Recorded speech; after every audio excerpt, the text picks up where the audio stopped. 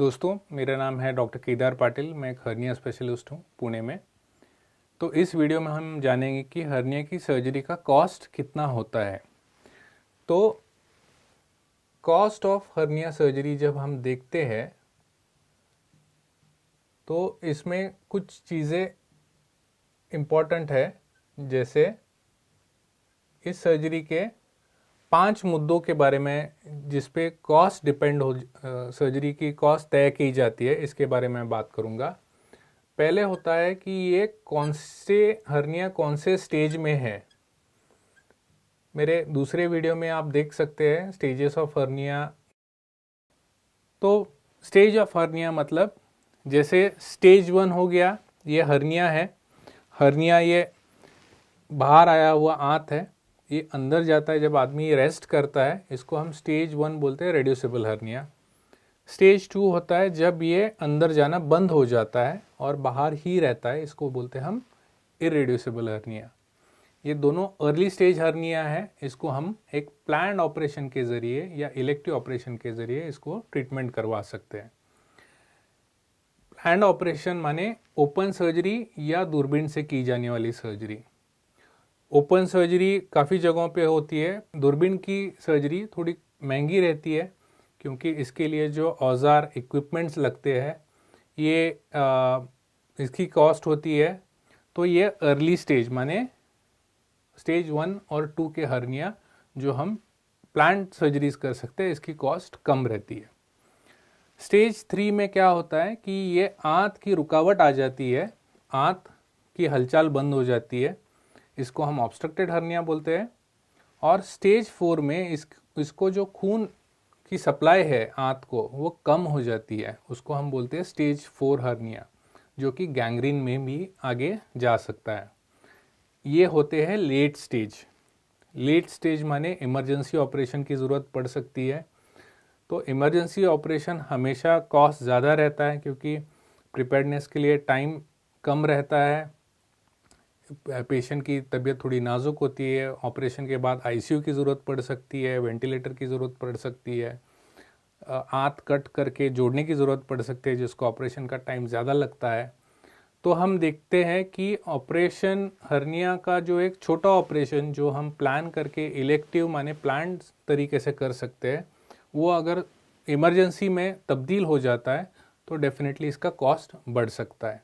तो ये हो गया स्टेज ऑफ हर्निया पे कॉस्ट का निर्भरता।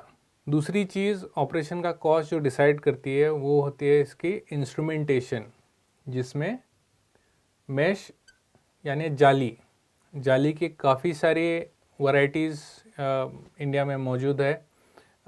इसमें होते हैं देसी जाली होती है, इम्पोर्टेड जाली होती है, 2 परतों वाली जाली होती है। तो इसमें काफ़ी सारे वेरिएशंस है मार्केट में, जिसकी अलग अलग कॉस्ट है। जाली को कभी कभार जब दूरबीन से हम सर्जरी करते हैं उसको हम टैकर्स से उसको जाली को फिक्स करते हैं। तो हमने देखा कि जाली के प्रकार और ये टैकर्स जिससे हम जाली बिठाते हैं, इसकी वजह से खर्च बढ़ सकता है। तीसरा मुद्दा होता है ये ऑपरेशन ओपन यानी ट्रेडिशनल कट लेके करने वाले तरीके से कर रहे हैं या लैप्रोस्कोपी मतलब दूरबीन से की जाने वाली ऑपरेशन, इस पे कॉस्ट निर्भर रहता है। जो कि दूरबीन से की जाने वाली ऑपरेशन ये आधुनिक तकनीक से की जाती है। इसमें लैप्रोस्कोपी सिस्टम ज़रूरत है, इंस्ट्रूमेंट ज़रूरी होते हैं, जाली बड़ी बिठाई जाती है, पूरा एनेस्थीसिया देते हैं। इस वजह से ऑपरेशन का खर्च थोड़ा ज़्यादा होता है।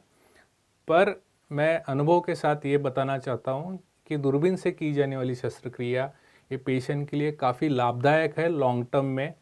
इसमें पेशेंट को दर्द कम रहता है, रिकवरी जल्दी हो जाती है, इसमें ज़ख्म में इन्फेक्शन होने का चांसेस बिल्कुल या बहुत कम रहता है।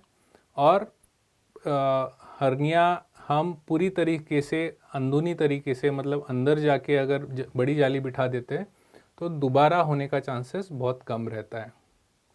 चौथी बात होती है आप ये ऑपरेशन कहाँ पे करवा रहे हैं। ये ऑपरेशन आप छोटे नर्सिंग होम में कर रहे हैं या बड़े कॉरपोरेट हॉस्पिटल या बड़े अस्पताल में करवा रहे हैं, इस पे ये कॉस्ट डिपेंडेंट होता है। ऑफ कोर्स बड़े हॉस्पिटल में खर्चा ज़्यादा आता है, नर्सिंग होम में थोड़ा कम आता है, पर जहाँ भी ऑपरेशन आप करवा रहे हैं ये देखना बहुत ज़रूरी है कि उस अस्पताल में निर्जंतुकीकरण यानी स्टेरिलाइजेशन की पूरी सुविधा उपलब्ध है या नहीं। तो कॉस्ट के चक्कर में आके कॉम्प्रोमाइज सेटअप्स में ये ऑपरेशन करवाना मुनासिब नहीं है। और लास्ट मुद्दा दोस्तों बहुत इम्पोर्टेंट जो है कि ये ऑपरेशन कौन कर रहा है। एक क्वालिफाइड डॉक्टर जो इस प्रकार की सर्जरी में ट्रेंड है, इससे अगर आप ये ऑपरेशन करवाते हैं तो डेफिनेटली कॉस्ट थोड़ी ज़्यादा हो सकती है।